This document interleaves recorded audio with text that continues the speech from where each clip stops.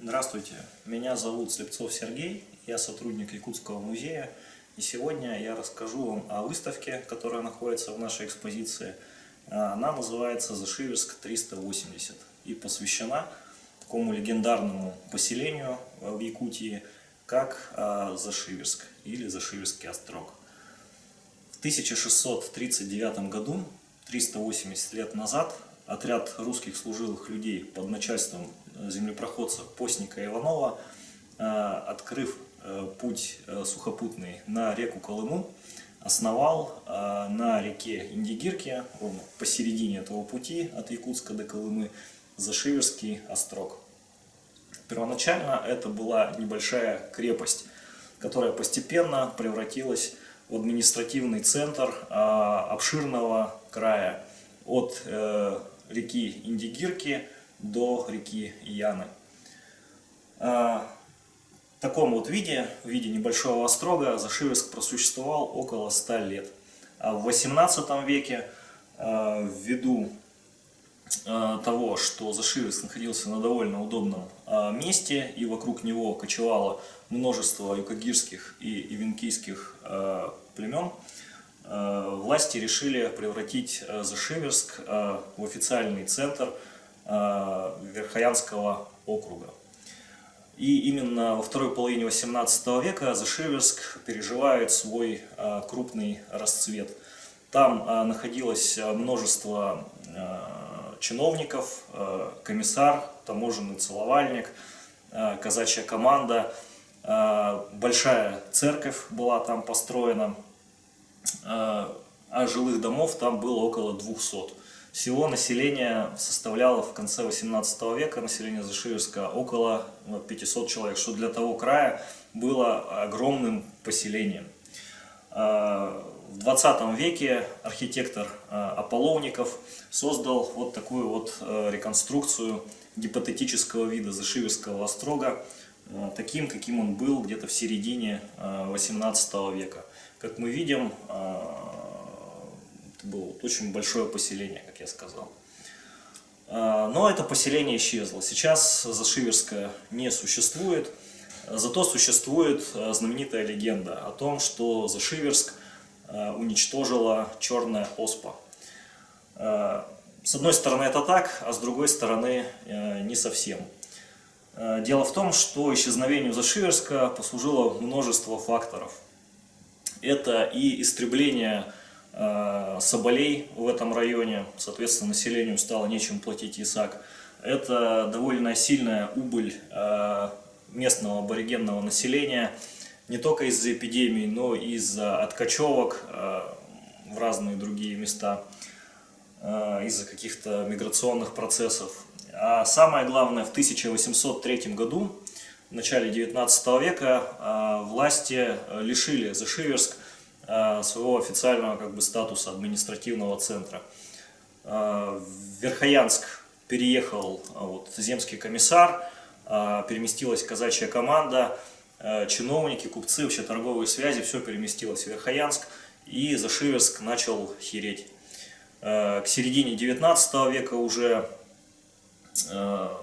по воспоминаниям очевидца, Зашиверск состоял всего из одной церкви и 2-3 юрт. Соответственно, население тоже было около десятка человек всего. Вот так вот за 50 лет население уменьшилось.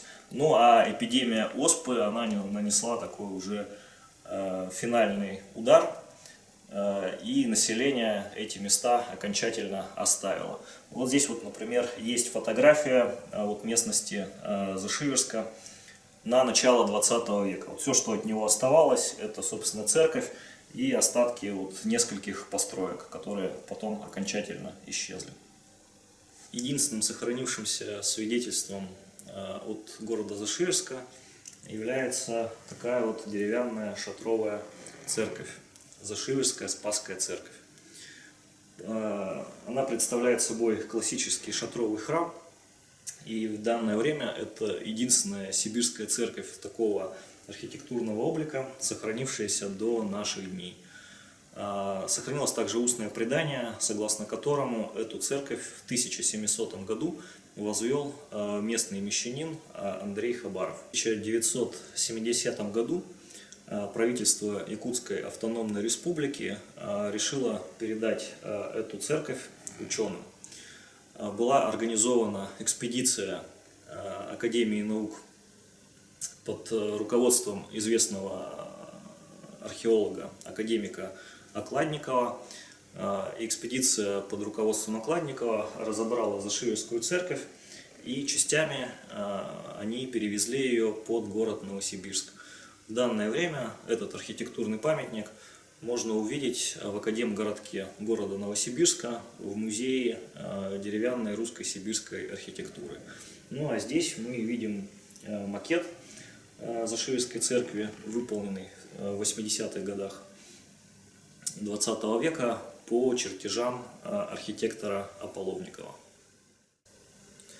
В 1960 году, еще до переноса Зашиевской церкви в Новосибирск, состоялась малоизвестная сейчас историко-архитектурная экспедиция, организованная Якутским краеведческим музеем.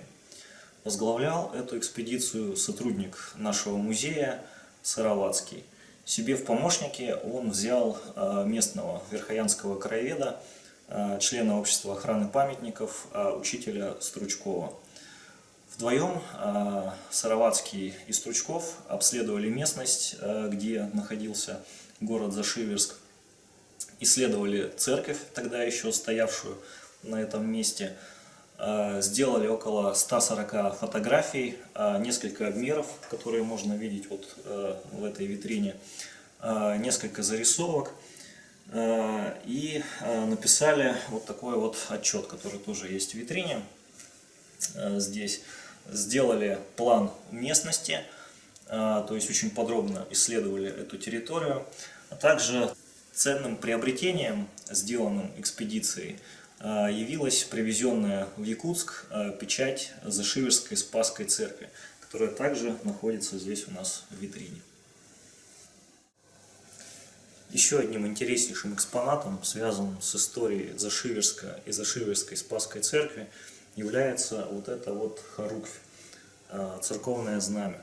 Вообще знаменем его часто называют, по большому счету, по ошибке, потому что хоруквь представляет собой, по сути, переносную икону, которую использовали во время крестных ходов. Собственно, сама хоруквь – это изображение Спаса, то есть лика Иисуса Христа на платье. Хоруквь хранилась в Спасской церкви, естественно, хоруквь Спасская. Хоруквь написана на холсте, закрепленном в таком древке с очень красивым навершием.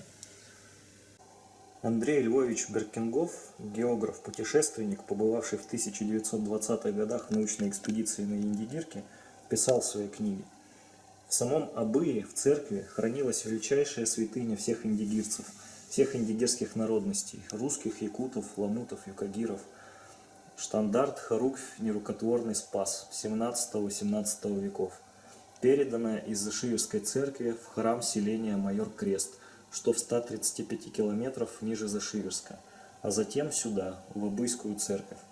Отсюда, насколько мне известно, в 1930-х годах хоруквь была вывезена в Якутск и помещена в Якутский музей». В городе Зашиевске и его Спасской церкви существует еще множество историй, как реальных, так и вымышленных. Я рассказал лишь небольшую часть из них. Мы надеемся, что эта небольшая экскурсия вас заинтересовала, и вы узнали что-то новое. Спасибо за внимание.